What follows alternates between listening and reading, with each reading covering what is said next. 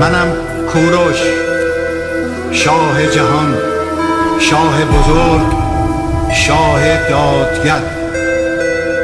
اعلام میکنم تا روزی که زنده هستم دین، آیین و رسوم ملت‌هایی را که من پادشاه آنها هستم محترم خواهم شمرد.